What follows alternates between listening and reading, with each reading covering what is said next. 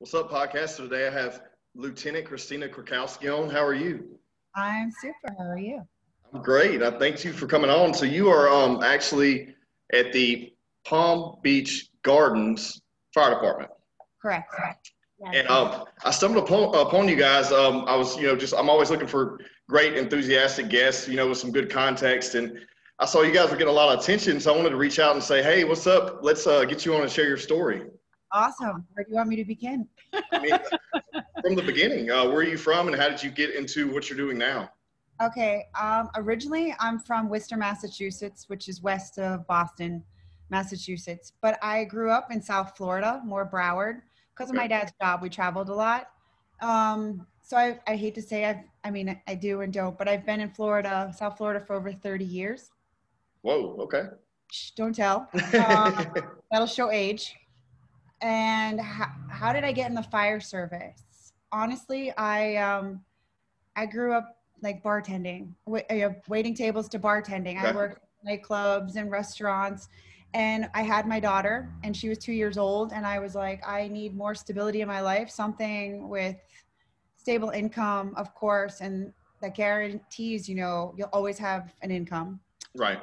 And of course, because I was a sole provider. So that was a huge thing, insurance benefits and all that. And I just love the job. I was attracted to the job because it's not a 9 to 5. I could never be a 9 to 5 behind a desk. Right. I love the physical aspect as well as the mental. And I just love helping people out, making a difference. That's what it's all about. Well, that's interesting. So, okay, tell me the story. How do you get from a bartending and waiting tables and stuff into the fire? So that's got to be an interesting transition there. Completely. So I was bartending. I worked at Dan Marino's for like 10 years. Okay. And remember this, you're probably not old enough, which is scary and sad, but there was a show that came out. I think it was like First Watch or something. Okay. And my mom saw it and was like, that would be perfect for you, because I grew up very athletic, tomboy. Mm-hmm. I didn't care. I'm still a girl, but I'm going to do what you're going to do. And I'm going to do it just as harder, like I love the competitive. I love the physical, super aggressive. Don't mean to be, but it happens. You need it. And I just, for some reason, I was like, you know what? I'm going to do EMT. I started with that because I wanted to learn the medical. Okay. And then once I did my ride time, you start seeing, because in South Florida, we're cross-trained. Not only are we firefighters, but we're paramedics. So I always wanted to continue like the education. I didn't want to just be an EMT. I wanted to be a medic. And the firefighting is just a bonus because we do everything here. Now, is that something that you have to do at your department? You have to have both certifications to do that? You do for any department in South Florida. Okay. So that's done at state colleges. Okay. Where you like do your EMT, whichever order. It usually takes just about 3 years to do everything. Mm-hmm. Okay. Yeah, because I know some other departments, like ones where I'm at here in North Louisiana, my closest younger brother is actually a firefighter and an EMT, but he went back and got his EMT after he was already a firefighter, but I think it's like a choice thing for those departments. Right. No, see, most states are different. It's separate. Okay. Gotcha. Right? It's your fire or it's medical, your rescue. Okay. A lot. But again, down in South Florida, they want you to be both. They expect you.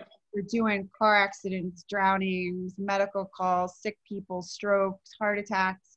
And our paramedic is like more advanced, which I love. Like I always want to learn more.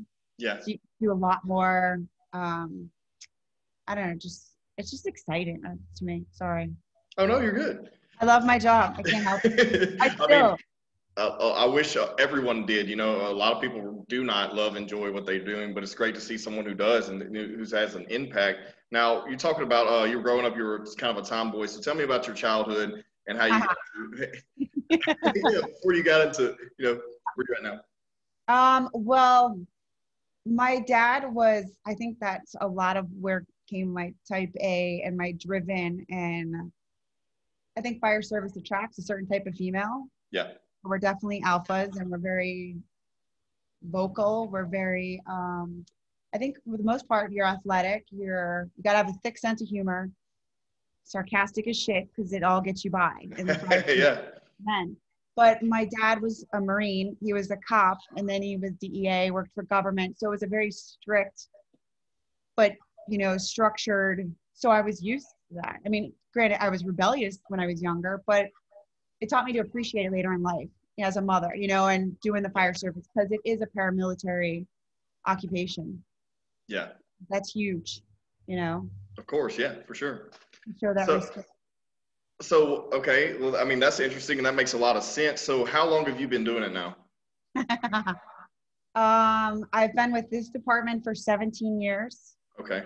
I was a volunteer in Broward for a year and I was paid for a year. So 19 years. Whoa. Okay. That's so you've seen a lot of stuff. Oh. Woe's a good thing. Woes means you have experience is what I'm getting at. Is like, so how does that work in the rankings? So you're a lieutenant now. Like I know that, there's a chief that's over the entire department Right. per se. Right. You also have crew chiefs. Battalion chief. Okay. See, I'm Right. not super educated, but I know a little bit. No, that's fine. It's again, it's a very structured. So in our department, it is like I'm on the rescue now. So I'm the rescue lieutenant. I'm in charge of all medical calls. I'm second in charge of the station. Again, I run all the medical calls. So if we have a car accident or something, like I take care of patient care. I make sure that's all overlooked. And then I have usually a paramedic with me, and sometimes I'm proctoring a new guy. And then there's a captain. The fire captain is in charge of all fire scenes, car accidents, like gas leaks. And then you have your driver engineer that drives the apparatus. And then you have your firefighter paramedic that sits in the back of the engine that does both and helps me out if I need a third, like on a trauma alert, stroke alert, or on a car accident or a drowning. They're the first in the water. Like we all assign different jobs. Okay. And then you have your EMS captain who comes on our high acuity calls, shooting, stabbing, stuff like that. Right. And then you have a battalion chief that oversees all that crew. We have an A, B, and C shift. I'm on C shift. So we run for 24 hours. We're off 48, although I love my overtime, so I work a lot of 48s. But that's kind of how it sets up. That's kind of, and I only just recently got promoted because I wanted the experience. Right. You know, even if I go on to captain to another seat, I would rather sit in every seat before I advance in my career. Okay. I think that makes you a better officer. Of course. Although I'm still taking the classes. Like I'm over 40, yeah, but I'm still taking a fire instructor class. You know, I'm still taking the classes to be a better officer and to be hands-on. Right. You know, because it's part of your life. Your lives depend on it. Right. Yeah, of course. I mean, it's best to be well-rounded before you can actually govern or supervise those people if you have experience in every single one of those jobs. Right. If something goes bad, unfortunately, things happen, nothing is ever really planned. Right. You're able to jump into that spot or help someone out. Right. Well, so it's interesting because you guys were you've gotten a lot of attention these past few weeks because so apparently you guys finally got to where you just had an all-women crew. Right. Randomly, it just happened that way. It was totally organic. It was awesome. Okay. Nothing to say. So proud. But in 57 years that my department has been, it was the first time we had a female fill every position: your captain, your driver engineer, your firefighter paramedic, rescue lieutenant, and another paramedic. So it was exciting. I mean, granted, other departments may have had it, but we were excited about. Right. For our department, it was a big deal. Of course. And it's something I think I looked up to, I believe it's like 4% in the nation of women firefighters. So you have a very, very rare and unique position. Yes, of course. That makes me more exciting.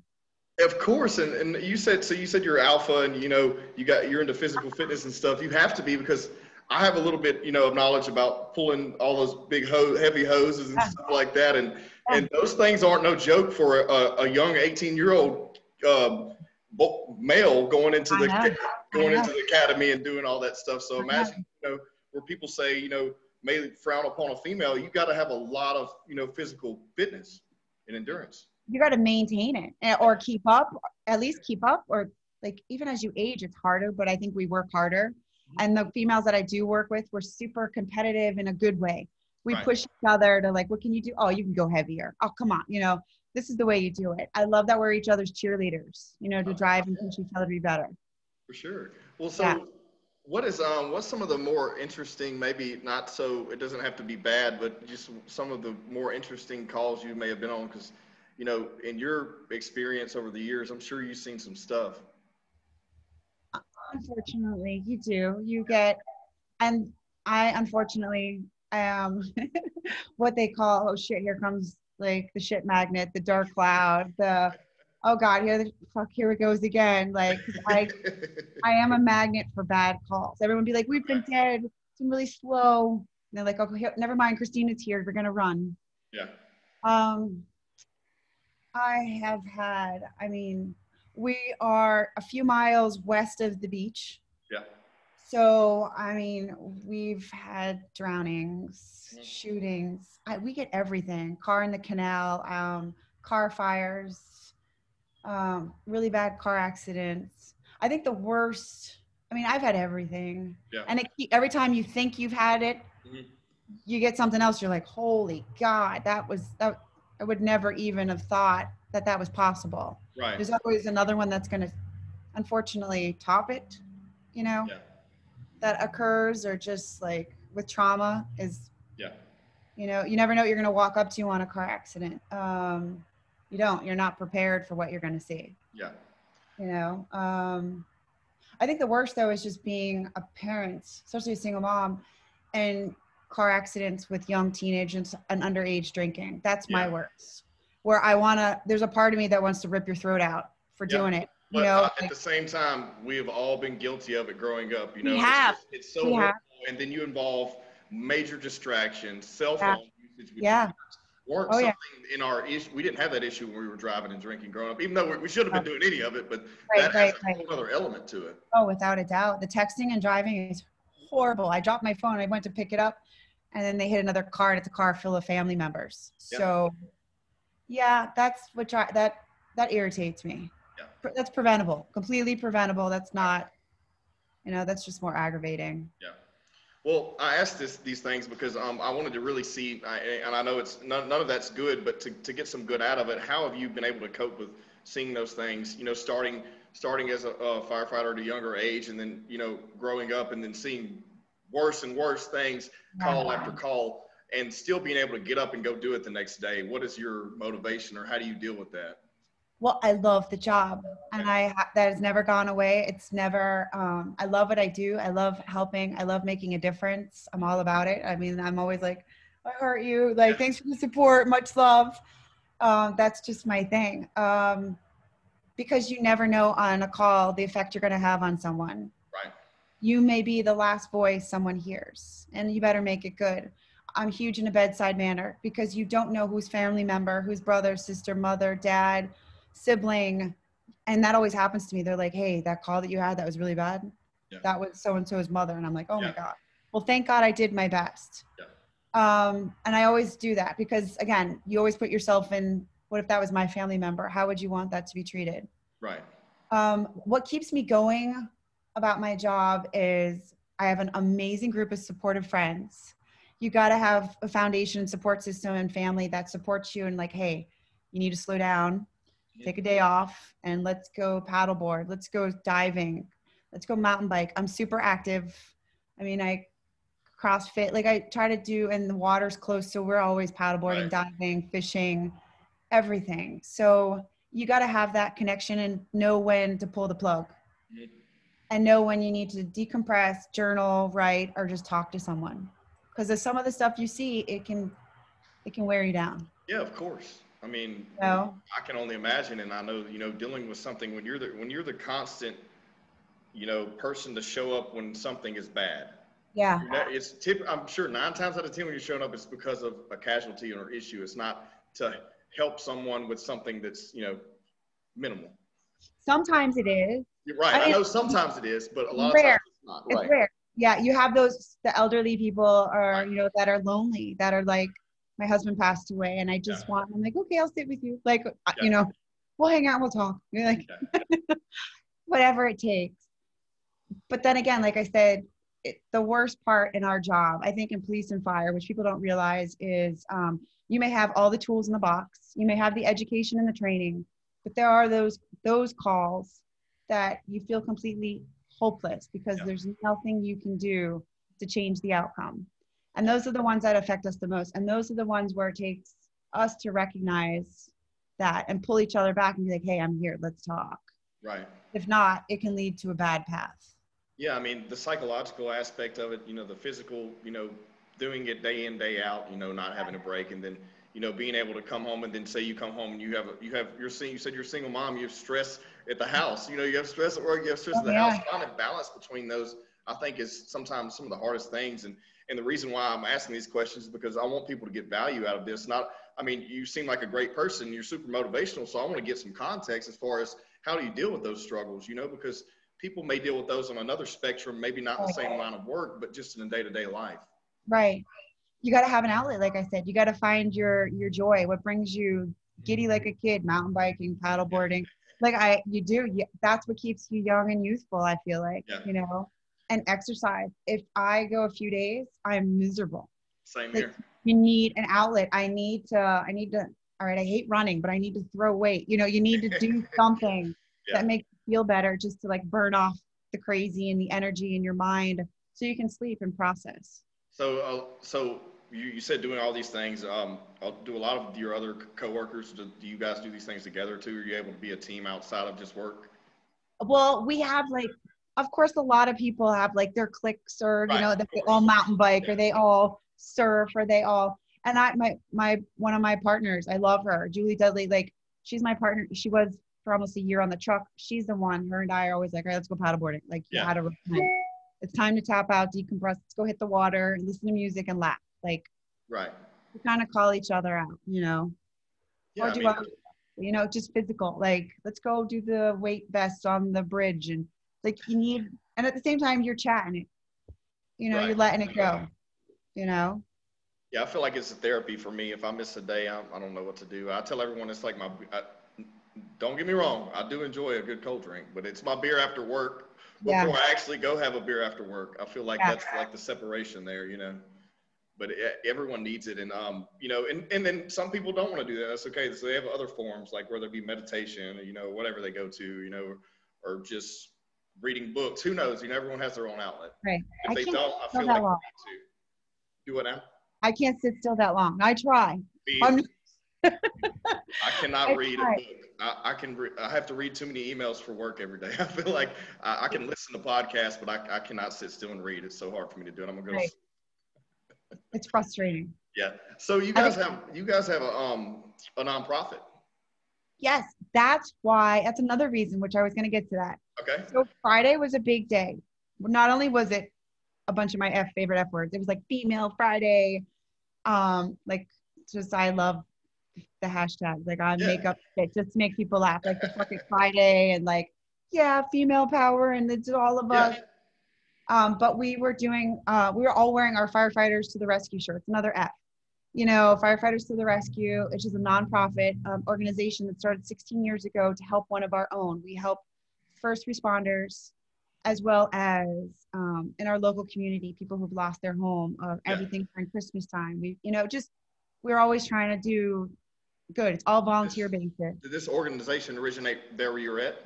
Yes, Okay. Awesome. we're on that in my department. And now there's a need and demand for it even greater, because one of our own has stage 4 lung cancer. He's 40 years old. He's a dad of 4. He's a good husband. He was an athlete, played college football for University of Alabama.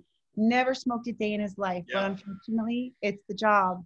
And we're learning about cancer and lung cancer and all kinds of cancers because of what we deal with and the toxins and stuff. So that's another reason it was Julie's idea. Like, let's take a picture of all of us. And I was like, oh my God, Right. I'm going to go home and attach it to Firefighters to the Rescue to see if Yeah. maybe we get donations for Of this, course. because this is huge. We don't know. We want to take care of our own. Right. We're always family first. So that's how it happened. I mean, and it just blew up. And not only that, and then the next day I find out that RBG passed away that day, Right. So that was another thing that kind of caused, Mhm. that kind of, I think, brought it up into the spectrum.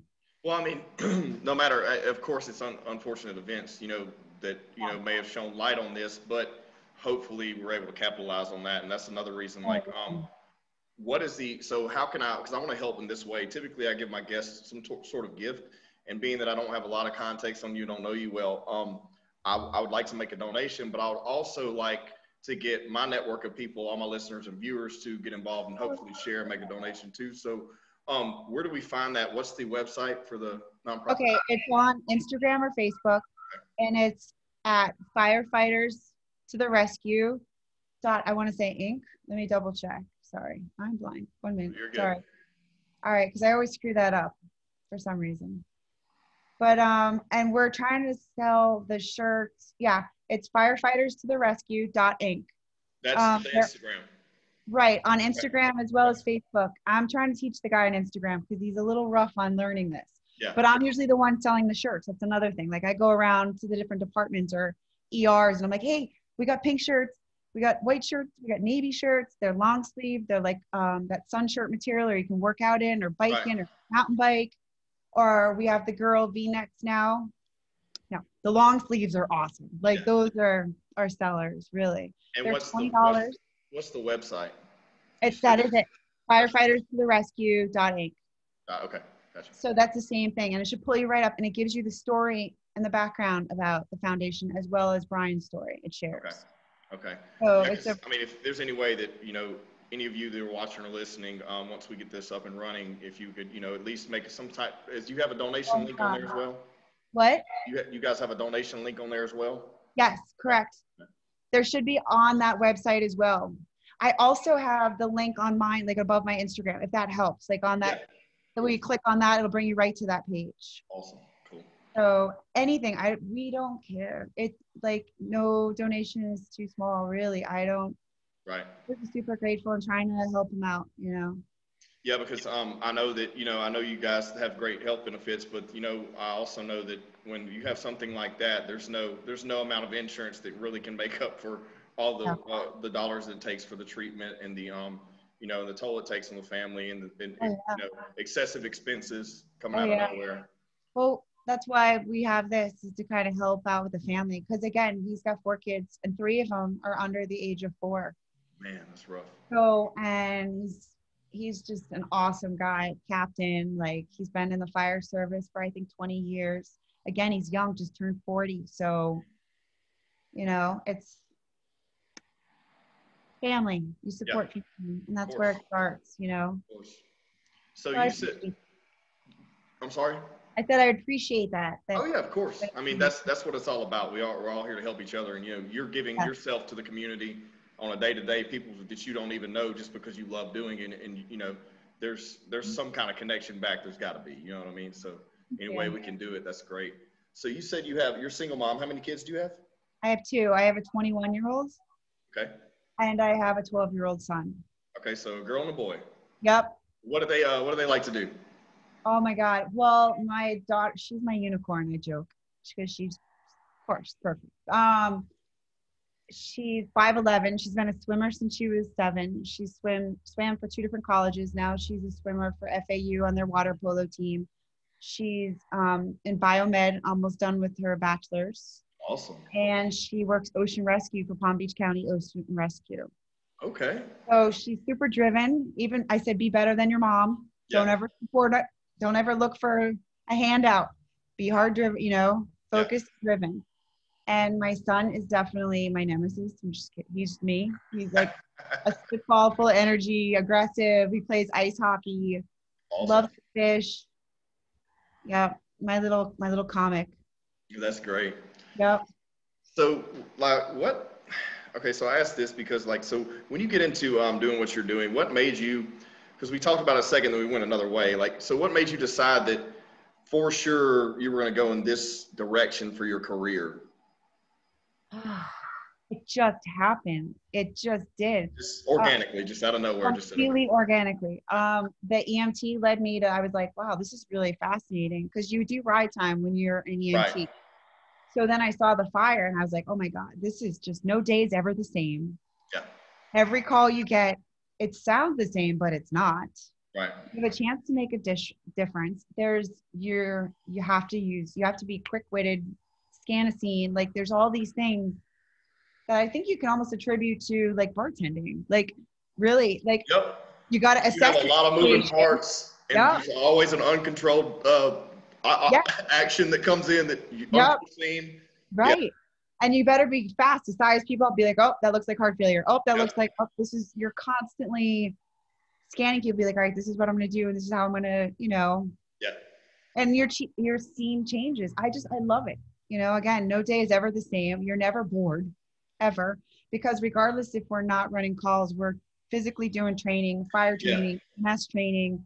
Things are constantly changing with us. Our protocols, this is changing. We have a new med alert criteria, new sepsis. Right.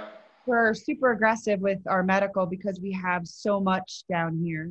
Yeah. So our hospital distance is only the furthest one away that we go to for trauma is like 15, 20 minutes. So we're lucky. We have a lot of hospitals that are super close by, and a variety of them. So we don't have that long distance travel. Yeah, because 1 minute can make a difference. Oh my it's life God, or death.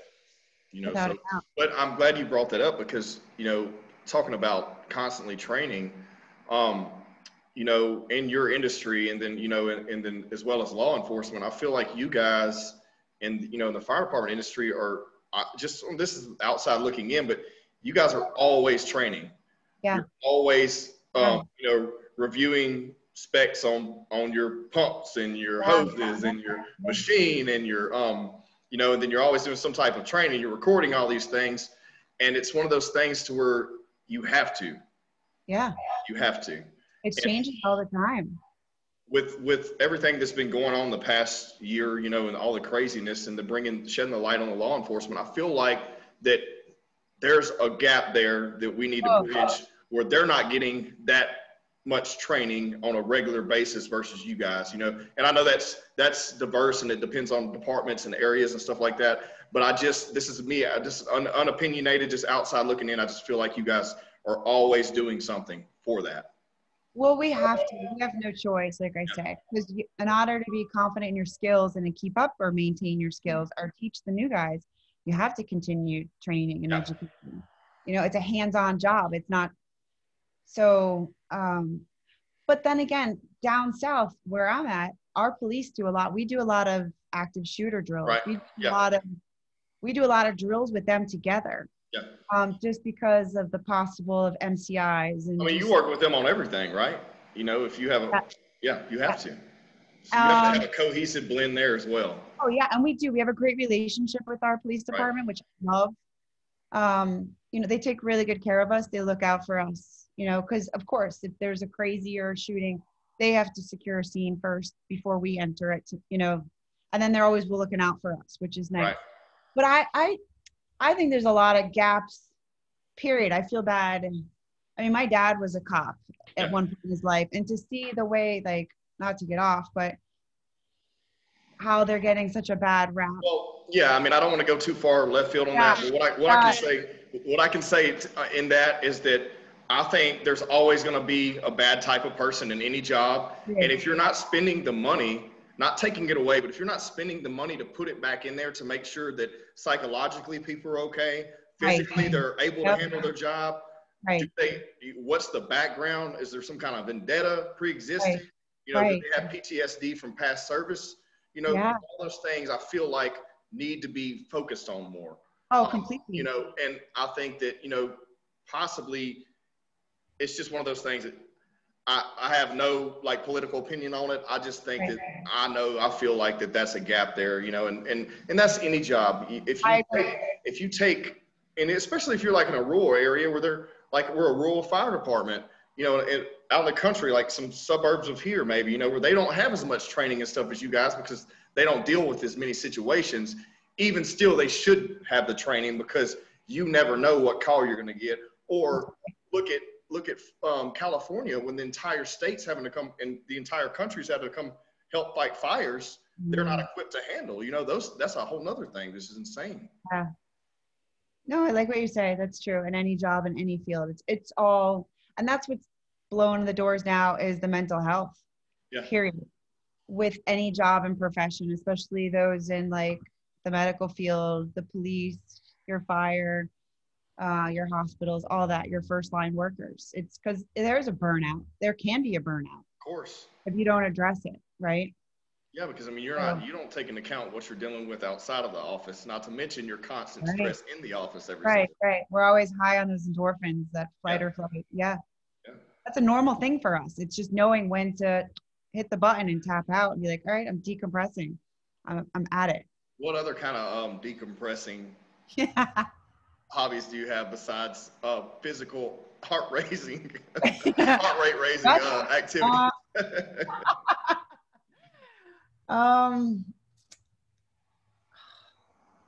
Napping. I don't know, because I don't sleep well at night. I'm not I love to do stuff. I'm a physical, that's my thing. Like that soothes me. Like a good day of swimming, snorkeling, paddleboarding, you come home and you're like, that's a good day. I needed that. That was my decompressing. I get it. Well, I mean, so I also wanted to bring this up because I've noticed this a lot in the, fire department and the people that I know that work in it and, abroad, that they always seem to have, depending on their workload, they always seem to have another side hustle that's their other means of money. Like, is that a normal thing in your area as well? Oh, without a doubt. Yeah. Because your schedules work to where you have gaps where you can do another career if you wanted to. Oh, completely. Yeah. Completely. That's why I'm going back to school. I want to do the fire instructor. I want to be. Awesome. Okay. How cool is that? Over 40, like representing, like a female fire instructor. Like I want to continue. I want to fire investigation, arson. I want to continue to educate so I can do that. Right now, because our department is short staffed and there's so much retirement and growth and movement, there's so much overtime. So that's really been my part-time job. Gotcha. That's why I'm hiding behind my glasses, but because I'm burning the candle on both ends. I'm like, I'm going to work for 2 days. I'll see you in 2 days, and then I'm off a day and then back on a day, So those 48s can catch up to you, but you're like, how can you turn it down? Yeah. That's your side job. That's great money, So, and especially when you love what you do and you're like, all right. Well, so back to the nonprofit real quick. So what are you guys, aside from helping, your fellow department right, guy works with you guys, but right. What are your aspirations? Do you want to grow this thing? Are you trying to have a broad reach, or are you just trying to keep it close knit right now? Or of course I would love a broad reach. Of course I'd love it to blow up. Just because of the awareness. It's not necessarily just helping it's all first responders. I mean, they've done hearing aids for other departments for little girls. Like, it's not just it's for all first responders and people in our community who've needed help, which is huge, giving back to people who lose everything. You don't realize, and that's why we try to get that as well. The house fire you get where someone's lost everything in their life of value. And unfortunately, a lot of those fires here, people, it's motorized homes, it's around Christmas time, it's electrical, it's devastating. So in any way we can help, that's what we do. What would you say, being that you brought that up, it just sparked a question for me. So what would you say would be what's the quickest burning home fire? Definitely a wood frame or a trailer park, a trailer. Let's just say a middle income, house. Wood frame. Here, we don't have many wood frames. Really? We don't. They're more concrete, cement block, just because of hurricane. Yeah, you're right. I guess you're right. So your wood frame is more up north. There are certain communities or older homes that were built from a long time ago. Right. And then because of the heat, you're worried about termites. Like, you just, because they kind of, certain things are attracted to certain things, but we're not like, up New England, it's more brick houses to insulate and keep it warm. So every area has got their own. Well, I would say, let's see, your most accustomed to fire that you would see. What would be the fastest burning? Oh, definitely. Like I said, a wood frame house. We do have those, are older houses. Right. I'm saying what to cause it. Like, what would be thing that causes fire. Okay. Most of our fires are either electrical. Some are arson, right? Yeah. Or as simple as leaving a pot on the stove, or I left something and they forget about it, especially elderly. And they forget that they turned their gas stove on, and all of a sudden, especially if you live in a mobile home, forget it. Yeah, it's gonna burn. It's gonna be gone. Go up like that. Yeah, it's gonna be gone. Well, and you guys, I guess you guys have a lot of gas heated homes and kitchens. We do.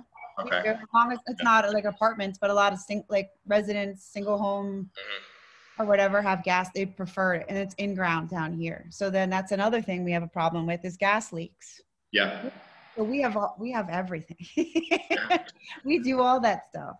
Well, so what about what's your? I'm just asking all these technical questions honestly because I know you're gonna have some. I'm sure you're gonna have some firefighter family listen in and be cool just to get some feedback. So what's your So what's your hydrant? So how do your hydrants lay out? Like is it similar to most areas? Well, in our city, they're marked by a water source. Like we have Okay. all right. So they're the ones who are in charge of our hydrants, and they're painted certain colors depending Okay. on how much water they give out. Gotcha. And the majority of ours in our city are like, they're painted red and they're evenly spaced. Like we have those on my mapping system. So like this, it's almost like, it's called an MDT in my rescue. So if we're going to a fire, I can pull up the street and see all the hydrants and how much water, and dispatch will tell us.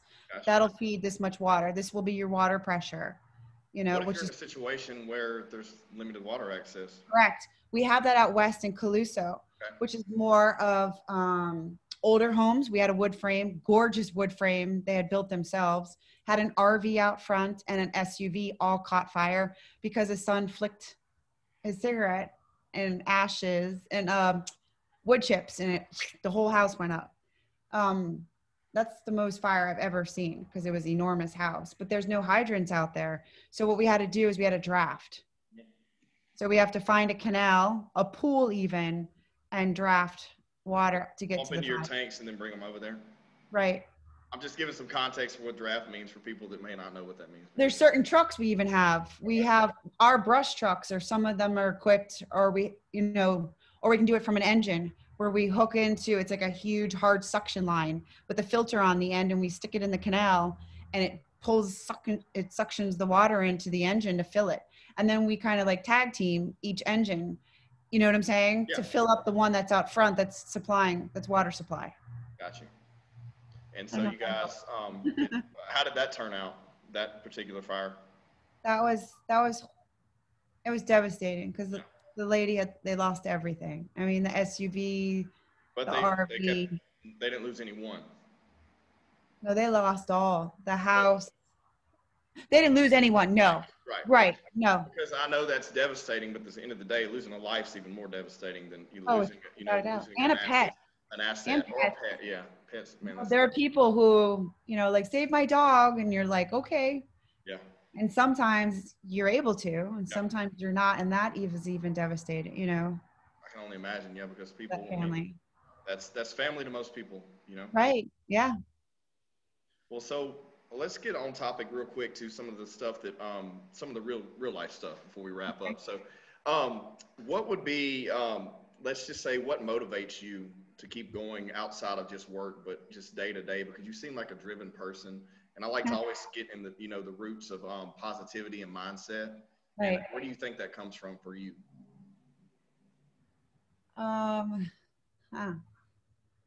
Well, it's always been my driving motivation is your kids are watching you, especially my daughter, and being a single mom, especially with her, is there's no quitting. There's no tapping out. That's what pushes you and motivates you is when you have someone small, because they're always watching, and as hard as it gets, you know that tomorrow could be different. Yeah. You're going to have those dark days. We go through them as well. Seeing what we're seeing or dealing with what we're dealing with either outside or in the job, So it's not like you're always shining and happy. And, we have those dark days too. It's just knowing, all right, tomorrow's a new day. Let's pack it up and let's just keep moving forward. Because that's the only way to keep going, to grow, right? It makes us better and stronger. I agree. What do you think you would say to people that, on a broad spectrum of anyone you were talking to, whether it be male or female or a younger person, and they're dealing with something, that's traumatic day to day, how would they need to, work on themselves to get over that and push through? Because a lot of people have issues with anxiety, mental illness, self-conscious, whether it be, worried about judgment, opinion of others, opinions of those close to them, opinions of those on maybe even social media who don't even know them, but just wanting to do what they want to do without holding themselves back. What would I say? That was a lot. No. Let me bring it back. Oh no, I'm kidding. I'm kidding. I was like, where do I begin? What would I say to them? You're not alone. I think it took me a long time. Not that I ever gave a shit, excuse my language, but I never really Hey, gave a, you can say whatever you want here. okay. Not that I ever gave a shit about what people thought, because I've always done what I wanted to do and what made me happy. Because at the end of the day, 80% of people do give a shit what people think. I don't give a shit. You shouldn't. Me either. I understand.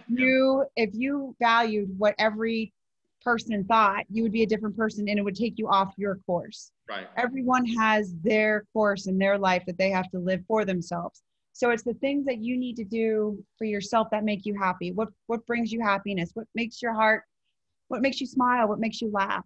Right. You know, another thing is, we've used it forever.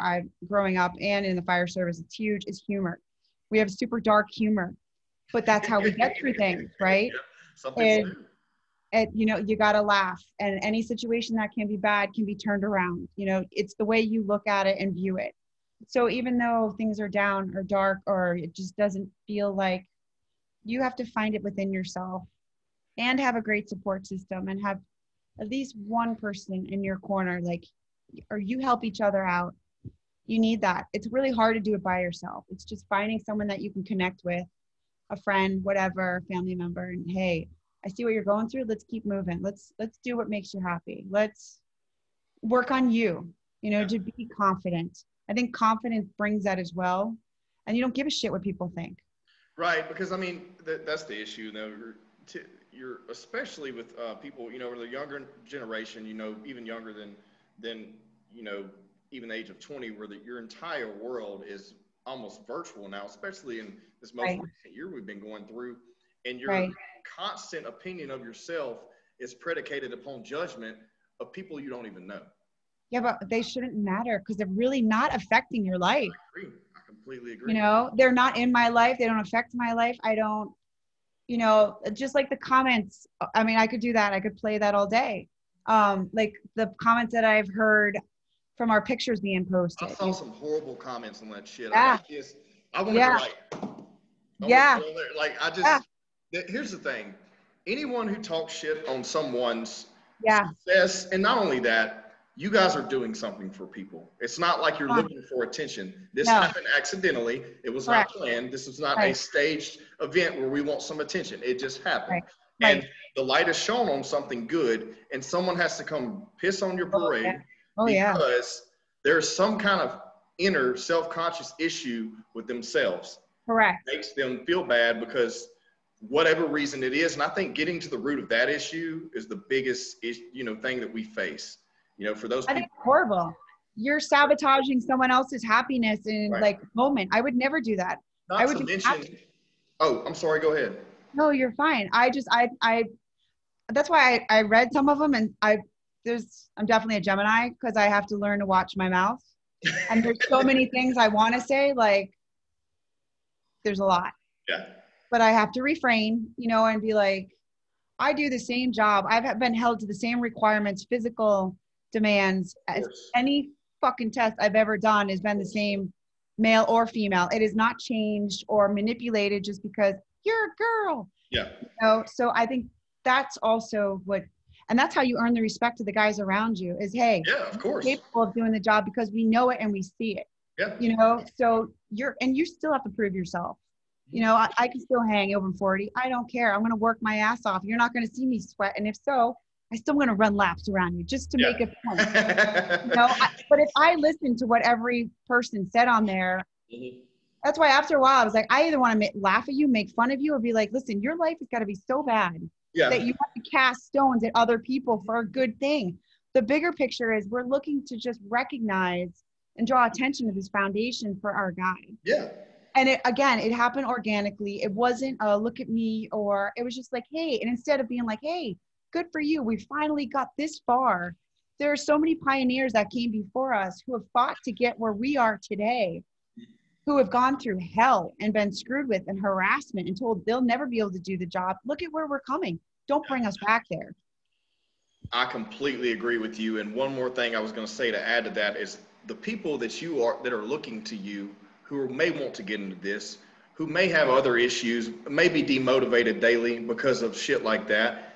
Right. Those comments don't help anyone. They don't help the person writing them. They don't help the person that posted the content, and it don't help the people that could get motivation from that, but then they're immediately demotivated because they see negative and they're already worried about negative. Right. You're just bringing more fuel to the fire. Exactly. And that's not the good fuel I want. Like, no negativity. I think it sucks. I love that people, like, I don't read them. The youngest girl does, who, you know, because she's new to the profession. Right.